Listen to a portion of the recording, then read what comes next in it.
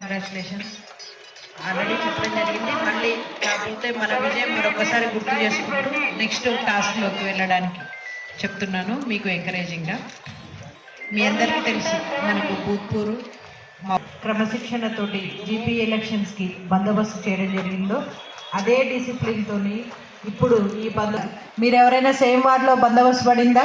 మీకు సంబంధించిన వాళ్ళు పోటీ చేస్తున్న వార్డులో ఎవరికైనా అలా పడిందా?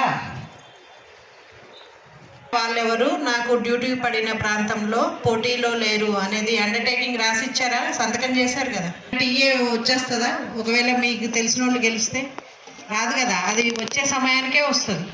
కాబట్టి వాళ్ళ గురించి మనకు అనవసరం, మన మెటీరియల్ కూడా ఉంటుంది. సో చాలా కాషియస్గా ఉండాలి. ఏ చిన్నది ఉన్నా కూడా ఇమ్మీడియట్గా ఇంపార్టెంట్ మీ కన్సర్న్ ఎస్హెచ్ఓకి మీ ఆఫీసర్ ఇన్ఛార్జ్ ఆఫీసర్ ఎవరు ఉన్నారో వాళ్ళకి ఇన్ఫామ్ చేయండి. అక్కడ నుంచి మార్నింగ్ లేచి ఫ్రెష్ అప్ అయిన తర్వాత 100 మీటర్స్ లైన్ మీరు లాస్ట్ టైం ఎలక్షన్స్ అప్పుడు కూడా చూశారు. జీపీ ఎలక్షన్స్ భాగంగా పెట్టుకున్నారో వాళ్ళకి తర్వాత ఇబ్బంది రాలేదు. ఫస్ట్ ఎవరైతే వదిలేస్తారో అప్పటికప్పుడు చేద్దామంటే అది కాదు. ఆ లైన్ దగ్గర మనం కంట్రోల్ 100 మంది ఒకటేసారి వచ్చినప్పుడు లేడీస్ మనం కాకుండా ఇంకా polling staff and municipal staff కూడా ఉంటారు.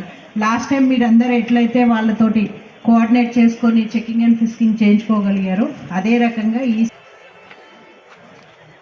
సో ఏమవుతుందంటే సపోజ్ నేను ఓటు వేయడానికి వెళ్ళలేదు, నా ఏదైనా ఇష్యూ అవ్వబోతుంది అన్నప్పుడు ఇమ్మీడియట్గా ఇన్ఫర్మేషన్ ఇవ్వడం. సో ఇదంతా చేసుకుంటూ మనకి ఈవినింగ్ వరకు ఎలక్షన్ అయిపోతుంది పీస్ఫుల్గా. మీరు మళ్ళీ సేమ్ మీ ఆఫీసర్కి చెప్పండి, అక్కడ నుంచి ఎవరు కదలడానికి వీల్లేదు, అక్కడంతా క్లియర్ అని అన్న తర్వాతనే మీరు